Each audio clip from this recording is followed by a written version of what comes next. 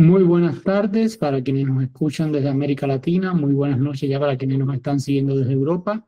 Bienvenidos a este curso de verano que imparte el Instituto de Activismo Hannah Arendt, curso que nos ocupa una reflexión introductoria al universo de los derechos humanos y que en la tarde de hoy vamos a estar hablando sobre las instancias internacionales a las cuales presentar nuestras quejas, denuncias, informes. Y para ello nos acompaña un especialista de primer nivel y que a lo largo de los años ha acompañado tanto a la sociedad civil cubana y a la sociedad civil venezolana, el doctor David Gómez Gamboa, quien es jurista, egresado de la Universidad de Zulia, es licenciado en Comunicación Social por la Universidad Católica Cecilio Acosta, es doctor en Ciencias Políticas en la Universidad de Zulia, además ha cursado una especialidad en Derechos Humanos en la Universidad Complutense de Madrid y una especialidad en Derecho y Nuevas Tecnologías y Telecomunicaciones con la Universidad CEU San Pablo, también aquí en Madrid. David se ha destacado como profesor universitario en la Universidad de Zulia y en la Universidad Rafael Urdaneta, en Venezuela, impartiendo materias sobre derecho constitucional, derechos humanos y derecho internacional público. Además, como ya les dije anteriormente, dirige la organización no gubernamental Aula Abierta, especializada en la promoción de los derechos humanos en el espacio académico. Sin más, David, te cedo la palabra. Es un gusto que vuelvas a estar con nosotros hoy en Instar y la audiencia es todo tuya.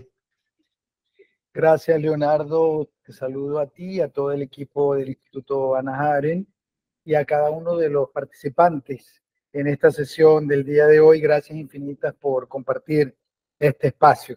Leo, te pido por favor que cuando haya que hacer algún tipo de señalamiento en temas de tiempo, con toda confianza, por favor, me hagan los recordatorios. Tal como lo dice Leonardo, vamos a tratar en la sesión de hoy lo relativo a los mecanismos internacionales para la protección de los derechos humanos. Yo quisiera hacer algún énfasis práctico, partiendo de la idea de que la comunidad internacional, en el marco de la Organización de las Naciones Unidas, nos abre distintas ventanas, puertas, espacios a la sociedad civil para que podamos interponer denuncias, solicitudes, hacer planteamientos, etcétera. De forma que es muy importante conocer cuáles son esas puertas, cuáles son esas ventanas que la propia comunidad internacional justamente nos permite para pues poder participar como sociedad civil. Por eso es que en concreto vamos a hablar de los mecanismos internacionales para la protección de los derechos humanos. Hay que entender fundamentalmente que hay distintos sistemas de protección a nivel internacional para los derechos humanos. Estos sistemas fundamentalmente se refieren a uno, el universal, en el marco de las Naciones Unidas, y hay sistemas regionales, por ejemplo, en el marco de la OEA, el sistema europeo. Entiendo que ya ustedes en otras clases han hecho énfasis en algunos de los regionales, en el de el sistema interamericano, por ejemplo, y en consecuencia yo voy a hacer más énfasis fundamentalmente en el sistema de Naciones Unidas. Yo quiero partir esta exposición haciendo una pregunta de reflexión, que seguramente todos la han hecho, todos se la han hecho, y seguramente todos la han respondido, algunos quizás afirmativamente, otros quizás afirmativamente en la teoría, pero en la práctica negativamente. Es decir, nos preguntamos si realmente los derechos humanos y la democracia son elementos claves del nuevo orden mundial a partir de la Segunda Guerra Mundial. Y digo a partir de la Segunda Guerra Mundial porque sin duda alguna el escenario de la Segunda Guerra Mundial generó unas consecuencias, por ejemplo, en relación al derecho internacional público, que de alguna manera hizo renacer el derecho internacional público, replantearse el derecho internacional público, superando una serie de paradigmas como que, por ejemplo, a partir de entonces, a propósito de los tratados internacionales que se empezaron a crear, la persona humana pues podría participar en mecanismos internacionales para el reclamo, la denuncia de la violación de sus derechos humanos. Eso de que una persona físicamente pudiera incoar un procedimiento internacional era algo que exclusivamente se le dejaba a los estados y jamás se pensaba en la idea de que una persona podría participar, por ejemplo, en procedimientos internacionales. Por ejemplo, entonces, volviendo a esta pregunta, yo sí lo quiero ratificar porque sin duda alguna el nuevo derecho internacional público a partir de la finalización de la guerra, de la Segunda Guerra Mundial, se cimentó en unos valores que perfectamente los pueden ver cuando revisan, por ejemplo, la Carta Fundacional de las Naciones Unidas, la Carta de la ONU, unos valores como lo son pues la paz internacional, los derechos humanos, la idea implícita de la democracia se ve allí de forma sustancial. Si vemos, por ejemplo, los cimientos axiológicos, valores, por ejemplo, de la OEA, la Organización de Estados Americanos, sin duda alguna, derechos humanos, democracia, son parte de estos cimientos. Pero yo hago esta pregunta con una cierta intención de reflexión, de motivar la reflexión, anteponiéndole la palabra realmente. Los derechos humanos y la democracia son elementos claves del nuevo orden mundial post Segunda Guerra Mundial.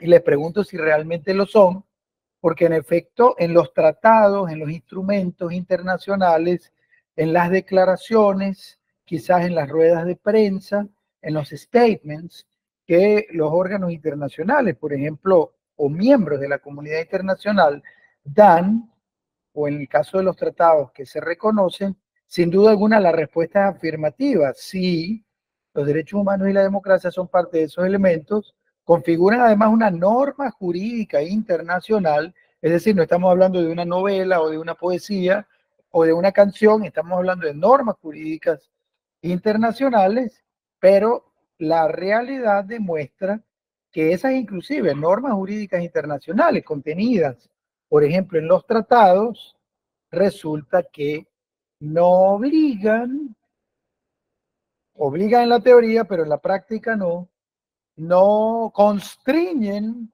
la voluntad de quienes representan los estados, muchas veces inclusive dictadores, no frenan o paralizan inclusive los excesos, la violación de derechos a las dictaduras, por ejemplo.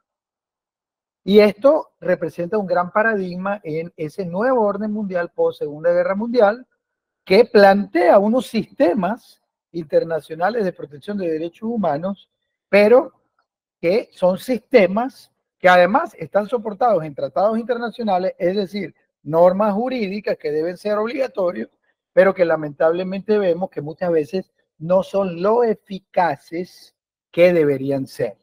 Si ustedes quieren ir haciendo comentarios o preguntas a lo largo de mi exposición, por favor, se lo suplico, de hecho, para sentir que tengo algún tipo de feedback. Recuerda que las preguntas las hacemos al final. No, pero lo que quería decir era que las pueden ir escribiendo y Vale. entonces a mí me van apareciendo y así yo puedo ir haciendo como que la cosa más interactiva, ¿no? Entonces, lo que quería decir era que inclusive hace o recientemente esta idea que estoy diciendo ha tenido como una especie de subjaque y esperemos que no sea jaque mate, pero definitivamente parece que se acerca al jaque mate, especialmente con dos acontecimientos mundiales que de alguna manera representan pues una vergüenza de dimensiones absolutas, que ha sido, por ejemplo, la invasión a Ucrania por parte de Rusia e inclusive los acontecimientos ya más recientes a propósito de Palestina y la figura de Israel, inclusive los actos de terrorismo tan fuertes de Hamas, entre otros. A estos dos acontecimientos simplemente me refiero para ratificar la idea de que ese nuevo orden mundial que creíamos iba creciendo, iba poco a poco articulándose a través de la producción de tratados, y de órganos internacionales para la promoción de la democracia y los derechos humanos, resulta que ese orden parece que cada vez está más inoperante o más ineficaz, tanto que inclusive en las narices de la comunidad internacional ocurren cosas tan graves. Hay muchas otras, obviamente, pero me refiero a esos dos hechos en particular, la guerra de Ucrania y el conflicto de Israel, que no pasa prácticamente nada. La siguiente lámina, por favor. Y esto lo quiero decir porque definitivamente como humanidad, esa imagen obviamente se refiere a los hechos catastróficos, abominables de la Segunda Guerra Mundial, pareciera que no hubiéramos aprendido. Y pongo esta imagen para recordar lo que significó la guerra, una guerra que dejó quizá más de 40 o 50 millones de muertes, además con unas formas de exterminio particularmente abominables. Algunas además demostraron lo que el ser humano podía lograr en desprecio, en odio a la dignidad humana del otro.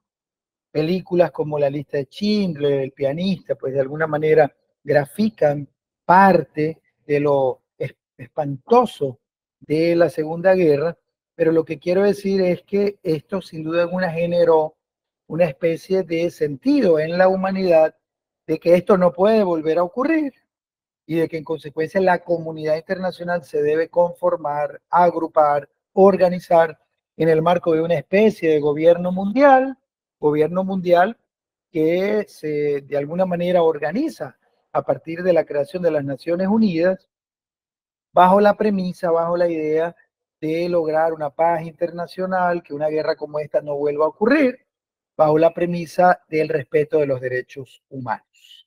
A partir de allí, entonces se entienden que los derechos humanos son parte de ese elemento medular de esa comunidad internacional y en consecuencia se empiezan a crear sistemas internacionales para su protección. Sistemas internacionales que ya como lo dije al inicio, se agrupan en un sistema universal en el marco de las Naciones Unidas, pero también en sistemas, digamos que regionales, continentales, en el caso de América, en el caso de Europa, en el caso de África. Y bueno, vamos a hacer fundamentalmente más referencia a el de Naciones Unidas. Yo quiero decir con esta imagen ratificar que esas cosas tan espantosas obviamente se entendieron que no podían volver a ocurrir. Y esto lo digo porque sin duda alguna los regímenes autoritarios, las dictaduras que desprecian justamente las normas del derecho internacional en materia de derechos humanos, de alguna manera demuestran que quieren volver a poner esta imagen nuevamente sobre la realidad de sus pueblos. La mayoría de los presentes, o entiendo que hay varias personas desde Cuba, sin duda alguna, pues pueden ratificar lamentablemente la realidad de estas situaciones. Despreciando los avances de la comunidad internacional, entonces volvemos a poner la barbarie, volvemos a poner la violación de derechos como la regla, siendo entonces anormal que los derechos tengan mecanismos de protección. Y esto lo vemos, por ejemplo, en discursos entronizados, en el caso de Venezuela, por el anterior presidente Hugo Chávez, o inclusive hoy Nicolás Maduro, pero también en el de Daniel Ortega, pero también en el de obviamente Díaz-Canel y sus antecesores hasta Fidel Castro, que invocaban la soberanía del Estado por encima de las normas internacionales de protección de derechos humanos. En consecuencia, si un órgano internacional pretendía de alguna manera evaluar la situación de derechos humanos dentro de los países respectivos, era muy común ver cómo el dictador o régimen autoritario o el poder judicial de ese Estado, etcétera, invocaran la soberanía del Estado para decirle al órgano internacional, aquí no te metas porque aquí yo hago lo que me da la gana y si me da la gana violar los derechos humanos, pues eso no es competencia de la comunidad internacional. Y lo cierto es que sí es competencia de la comunidad internacional porque justo eso fue lo que se aprendió viendo esa imagen, en ese contexto de la Segunda Guerra Mundial, cuando el mundo entero entendió que había que lograr un gobierno internacional basado en la idea de la democracia y de los derechos humanos. La siguiente lámina, por favor. Yo quiero compartirles algunas ideas básicas introductorias a los sistemas internacionales. De alguna manera, esta que acabo de decir está ahí sintetizada en la lámina. A partir de la finalización de la Segunda Guerra, se genera un consenso mundial en favor de los derechos humanos, la democracia. Desde entonces se desarrollan sistemas internacionales de protección. En Venezuela, en Cuba, en otros contextos latinoamericanos, obviamente nos interesa, por ejemplo, el sistema interamericano, pero también el sistema, obviamente, de las Naciones Unidas, que implica el sistema universal o mundial. El instrumento que crea las Naciones Unidas es la Carta de la ONU. Allí se menciona reiteradamente la importancia del respeto de los derechos humanos, pero no se enumera, no se nombran cuáles son esos derechos. Justamente esa es la importancia de la Declaración Universal de los Derechos Humanos, entiendo que ya ustedes la han estudiado, que se proclama en 1948. Allí entonces se mencionan tanto derechos civiles y políticos, la siguiente lámina por favor, es decir, libertad personal, libertad de expresión, derecho a la vida, como derechos económicos, sociales y culturales, por ejemplo, derecho a la salud, derecho a la educación, derecho al trabajo.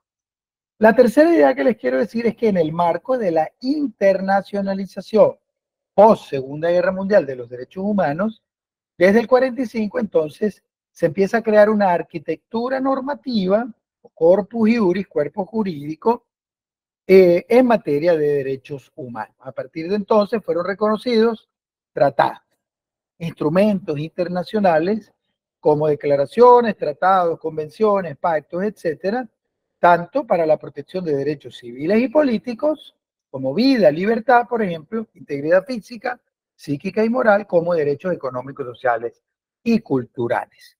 La idea de que los derechos humanos representan una conquista de la humanidad, después de muchas lágrimas, mucha sangre derramada, grandes sufrimientos, es una idea medular. Por eso es que afirmamos que cuando un dictador desprecia estos avances de la humanidad en relación a organizarse en la comunidad internacional para la defensa de sus derechos humanos, está despreciando a la humanidad misma y está retrocediendo, casi volviendo a la barbarie en relación a justamente la situación de los derechos humanos. Esta carta de la ONU, como les decía, aquí está en el número 4, hablaba de derechos humanos, pero no decía cuáles eran, no los menciona. La siguiente lámina, por favor. Ese es el gran valor de la Declaración Universal de los Derechos Humanos del 48, que establece un catálogo aceptado universalmente, tanto de derechos civiles y políticos, como derechos económicos, sociales y culturales, como la educación, como la salud, como el trabajo. ¿Qué ocurre? Que 18 años después es cuando en el seno de la comunidad internacional se suscriben fundamentalmente dos tratados. Fíjense, hablamos de 1945, Carta de la ONU, 1948, Declaración Universal de los Derechos Humanos, y 18 años después, 1966, se suscriben tanto el Pacto Internacional de Derechos Económicos, Sociales y Culturales, como que se abrevian DES, y ahora DESCA, agregándole el ambientales a la abreviatura, la A, y el Pacto Internacional de Derechos Civiles y Políticos. Ambos pactos son de 1966. La siguiente lámina, por favor. Es decir, estamos hablando de los instrumentos que nos sirven de base, el ABC, para poder acudir a la comunidad internacional en el marco de las Naciones Unidas. Es lo que se llama el Bill of Rights o la Carta Internacional de los Derechos Humanos, Carta de la ONU, Declaración Universal y los dos pactos internacionales, uno para los derechos civiles y políticos, otro para los derechos económicos, sociales y culturales. A partir de allí, el edificio con esas bases empieza a tener pisos y pisos de tratados internacionales, empieza a tener toda una arquitectura normativa a nivel internacional para proteger distintos derechos, para desarrollar distintas normas, para crear distintos órganos para la protección de esos derechos humanos. Y justamente de eso es que vamos a hablar hoy. Por eso la pregunta, ¿existen sistemas internacionales para la protección de derechos humanos? La siguiente lámina, por favor. Y la respuesta es, claro, a partir de entonces existen un sistema universal en el marco de las Naciones Unidas y tal como lo decía, unos sistemas regionales como el interamericano, por ejemplo, para la protección de los derechos humanos. Ese sistema universal, y esto es clave para poder entender las ventanas y las puertas, está conformado por dos tipos de organismos, de órganos. Los que se llaman órganos de tratados, que son básicamente, o está representado por los comités. Esos comités se corresponden, se relacionan, cada uno de los comités con un tratado en particular, y en sí mismo, entonces, cada comité tiene sus propias normas de funcionamiento, tiene mecanismos, además, periódicos para hacer evaluaciones a los estados, de ahí que seguramente ustedes han visto o han oído que, no sé, el comité del CEDAW ha evaluado la situación de los derechos de la mujer, por ejemplo, en un país u otro, en sus sesiones de trabajo. Esas evaluaciones las hacen cada ciertos años, por ejemplo, o que el Comité contra la Tortura igualmente ha hecho una sesión para evaluar la situación de la integridad física, las cárceles, la lucha contra la tortura, tratos crueles, inhumanos y degradantes en un país determinado, por ejemplo, o los distintos comités, el de los derechos del niño, entre otros. Entonces, ese sistema universal tiene unos treaty bodies, es decir, órganos de tratados, que son básicamente los comités que llevan mecanismos frente a ellos. Y tiene también unos mecanismos especiales que se ventilan también frente a órganos en particular, especialmente en el marco del Consejo de Derechos Humanos de las Naciones Unidas. Allí, por ejemplo, seguramente han escuchado algo que se llama muy frecuentemente EPU. Cuba fue recientemente evaluada justamente en el marco, por ejemplo, del EPU, Examen Periódico Universal, mecanismo este donde los estados de la comunidad internacional, todos evalúan a un estado que además rotativamente se van evaluando por ciclos, y entonces un año le corresponde a unos, otro año le corresponde a otros, evaluación que se hace aproximadamente entre 4 años y medio y 5 años aproximadamente. Pero hay otros mecanismos especiales, por ejemplo, que se ventilan frente a expertos independientes, frente a relatorías, por ejemplo, específicamente con competencias temáticas en áreas determinadas o frente a grupos de trabajo, por ejemplo. Entonces, hay mecanismos de tratados, los comités, y hay mecanismos especiales que se ventilan frente al Consejo de Derechos Humanos, por ejemplo, como el EPU o la presencia de relatorías especiales en distintas áreas. Hay más de 40 relatorías o grupos de trabajo o expertos independientes. Vamos a la siguiente lámina, por favor. Ok, allí van a ver en esas siguientes láminas, que por cierto están hipervinculadas, es decir, si le dan clic, les va a redireccionar al tratado respectivo. Van a ver parte de esa arquitectura normativa, ese edificio que prácticamente es como una especie de rascacielos con todos los tratados e instrumentos internacionales que tienen, fundamentalmente estos que se ponen en pantalla. La siguiente, por favor. Y la siguiente. ¿Ok? Eso se refería al sistema de Naciones Unidas, y estos que están ahora en pantalla se refieren al sistema interamericano. La siguiente, la siguiente, la siguiente. Otra, por favor. Vamos a acabar. Ajá, quedémonos entonces aquí. Entonces, ¿qué recapitulación podemos hacer? A partir de la Segunda Guerra Mundial se crean las Naciones Unidas, se crea toda una arquitectura normativa con tratados e instrumentos internacionales para la protección de derechos humanos, pero además se crean órganos que podemos dividir en órganos de tratados, básicamente, u órganos que pertenecen a mecanismos especiales. Los de tratados son los comités referidos cada uno al cumplimiento de un tratado en particular, mientras que los mecanismos especiales, fundamentalmente el EPU, o los que se pueden ventilar frente a la relatoría, los grupos de trabajo o, por ejemplo, expertos independientes. En el caso de Venezuela, la creación de la Fact-Finding Mission, la misión de determinación de hechos, es parte de un mecanismo especial En el caso de Nicaragua, el Grupo de Expertos para Nicaragua en materia de derechos humanos, el GREN, es parte de un mecanismo especial. Sobre Cuba, por cierto, yo he dicho que el trabajo de nosotros como sociedad civil, exigiéndole a la comunidad internacional cosas, podría implicar que nos uniéramos las distintas organizaciones, cientos de organizaciones, reclamándole a la comunidad internacional y haciendo el lobby y el cabildeo respectivo para que, por ejemplo, creara una especie de misión, Pathfinding Mission para Cuba o grupo de expertos para Cuba, especialmente a partir de los acontecimientos del 11 de julio del 2021, que ya va a cumplir justamente 3 años. ¿Por qué digo esto? Porque los escenarios de violaciones gravísimas a los derechos humanos, por ejemplo en Venezuela, sobre todo en los picos 2014, 2017, fueron justamente los que motivaron al Consejo de Derechos Humanos a aprobar la resolución en el marco de la comunidad internacional. Obviamente eso no nace de la nada, sino que hay que hacer todo un cabildeo al respecto, frente a embajadas, actores importantes, para crear la misión de determinación de hechos o Fact-Finding Mission para Venezuela. En el caso de Nicaragua, los hechos fundamentalmente a partir de abril del 2018, y cuando la dictadura de Daniel Ortega prácticamente se quitó la máscara y dijo, aquí somos los dictadores, prácticamente que hacemos lo que nos da la gana, entonces esa fue el hito que de alguna manera representó en la comunidad internacional la ocasión de aprobar la creación en el marco del Consejo de Derechos Humanos de un mecanismo especial como el GREN, el Grupo de Expertos para Nicaragua.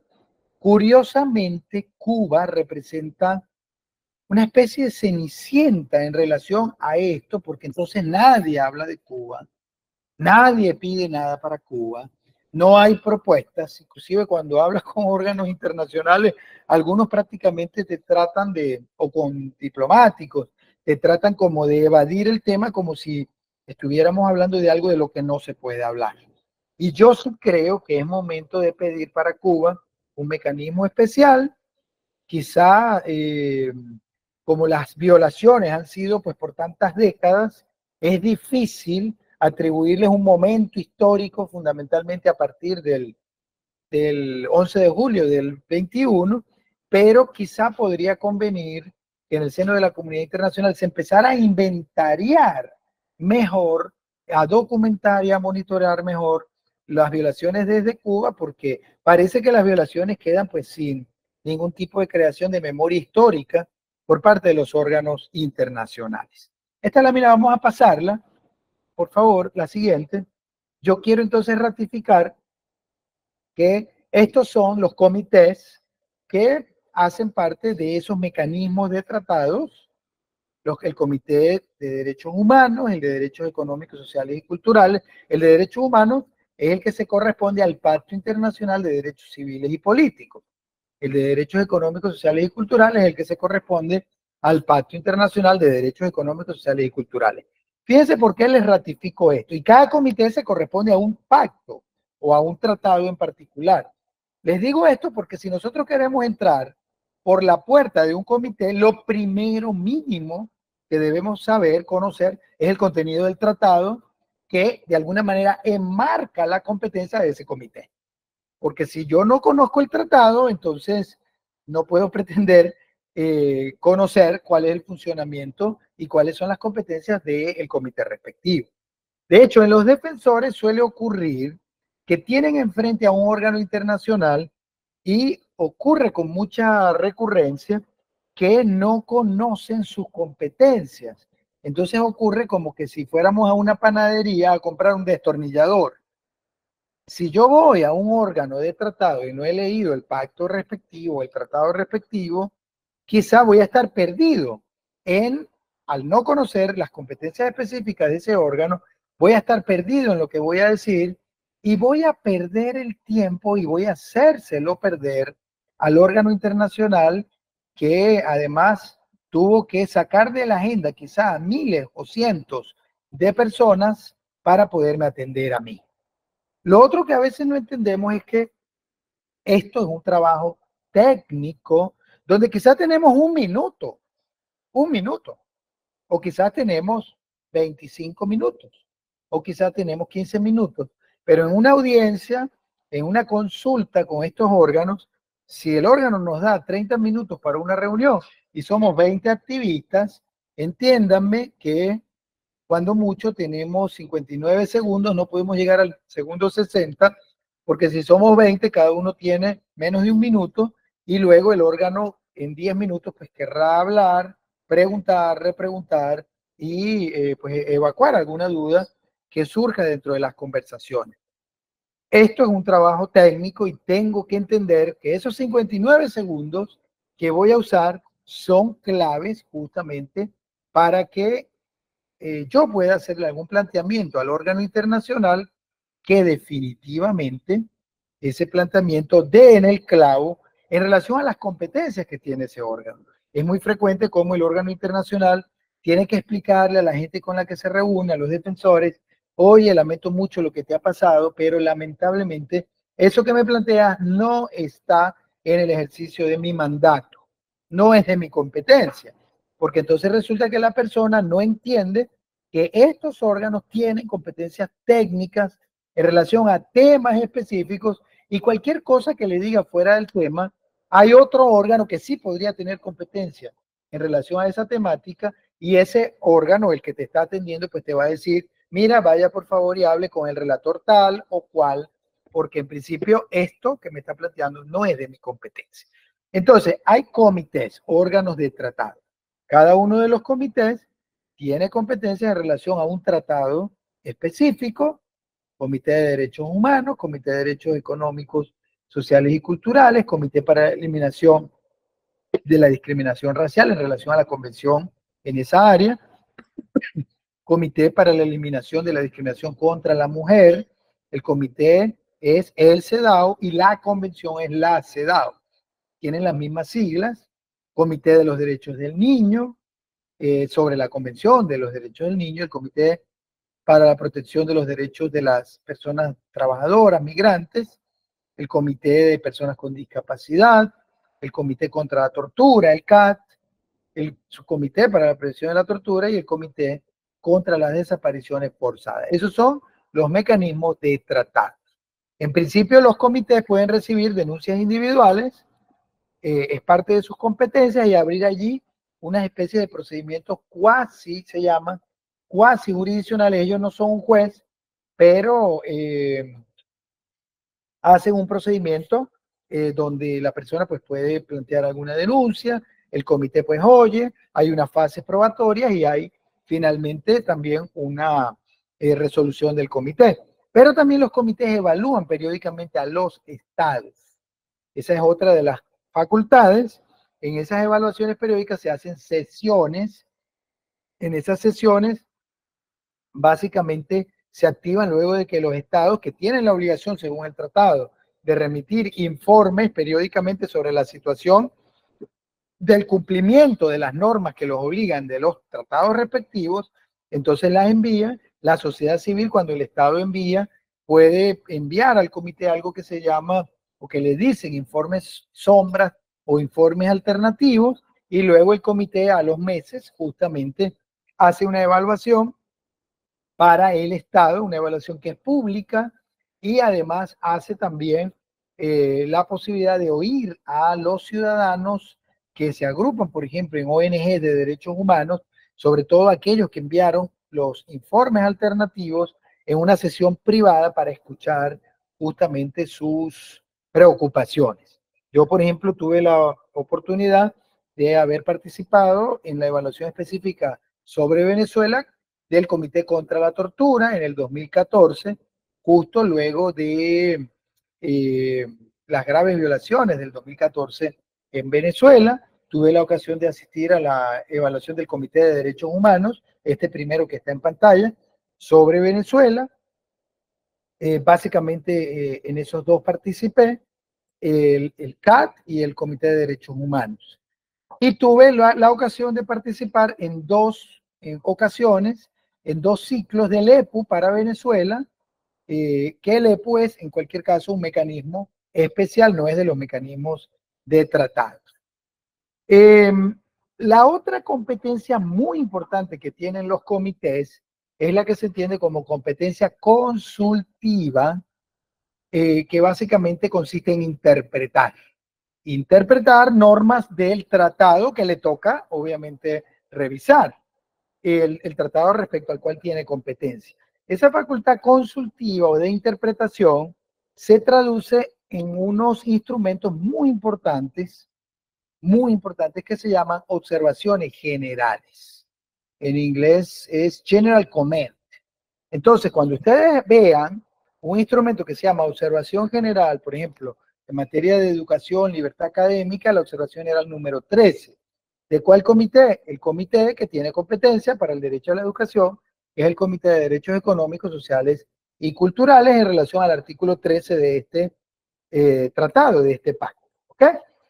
Hay otra observación general en la materia, la relativa al acceso a la ciencia y a los beneficios de la ciencia y la cultura, la observación general número 25 de este comité. Pero así como este comité ha producido observaciones generales, otros comités también han producido interpretaciones de artículos que pueden estar oscuros, que pueden estar vacíos, que pueden haber generado algún tipo de dudas en materia de interpretación, y entonces el comité interpreta formalmente el artículo del tratado a través de una observación general.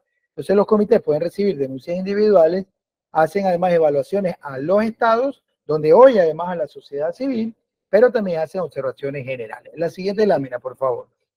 Y los mecanismos especiales se refieren justamente a mecanismos que se ventilan frente al Consejo de Derechos Humanos.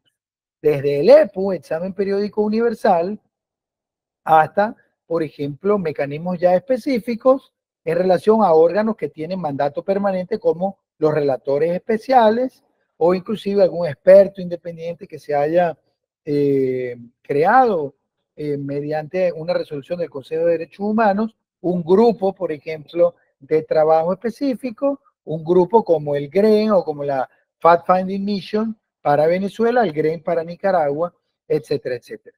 Hay muchas relatorías, ahí solo les nombro algunas. Hay más de 40 relatorías, es decir, mandatos temáticos que detenta un relator, por ejemplo, el relator especial o la relatora especial para la libertad de expresión, para el derecho a la educación, el relator contra la tortura, tratos crueles, inhumanos y degradantes. Hay relatorías en materia de migrantes, de minorías, de niños, de mujeres, etcétera, etcétera. ¿Ok? Entonces, básicamente, frente a las relatorías o a los grupos de trabajo, a los grupos de expertos, por ejemplo, independientes en alguna materia en particular, o a cualquiera de estos mecanismos especiales, nosotros como sociedad civil podemos enviar información relevante producto de nuestro monitoreo, de nuestra labor responsable, además atendiendo víctimas, según la cual fundamentalmente se nutran los mandatos de estos órganos internacionales en relación a consultas que ellos hagan de país o de regionales a nivel, por ejemplo, continental, en relación a situaciones que queramos denunciar para que ellos visibilicen las grandes preocupaciones. Ellos tienen distintas formas de actuar, pero inclusive parte de sus competencias es poderles dirigir a los estados algún tipo de comunicación, petición, llamando la atención de los estados en relación a alguna preocupación en particular. Normalmente esto se hace en una relación bilateral entre el relator o relatora y el estado, y no lo publican, fundamentalmente es como una especie de conversación que tiene el relator llamando la atención sobre alguna preocupación en particular, y en cualquier caso, normalmente cuando los relatores han verificado que el Estado o no ha respondido o ha sido indiferente en relación a esas preocupaciones, podría publicar, por ejemplo, un pronunciamiento público, un public statement, manifestando su preocupación en relación a una situación en concreto, en relación a un estado o varios estados en concreto. Además, los relatores producen informes obviamente sobre el contenido de su mandato, de su competencia, e informes que además le dan la vuelta al mundo porque ponen sobre la mesa en la comunidad internacional una problemática, unas preocupaciones que obviamente pues es muy importante que la digan, porque si no, pues a veces pareciera que pudieran quedar completamente invisibles las violaciones, y esto pues sin duda alguna es noticia internacional. La siguiente lámina, por favor. Bueno, ahí en las láminas que sigue hay algunos ejemplos de los mecanismos específicos en los que yo particularmente he participado. Hay algunos detalles. Entiendo que ya me quedan quizás 5 minutos o máximo 10 inclusive para evacuar algunas preguntas. Se los pongo ahí en pantalla por si les interesa conocer un poquito más el funcionamiento y contarles un poco las experiencias de cuando fuimos, qué hicimos, etcétera. Pero entonces lo dejo para justamente la sesión, la parte de preguntas y respuestas. La siguiente lámina, esta vamos a pasarlas rápido.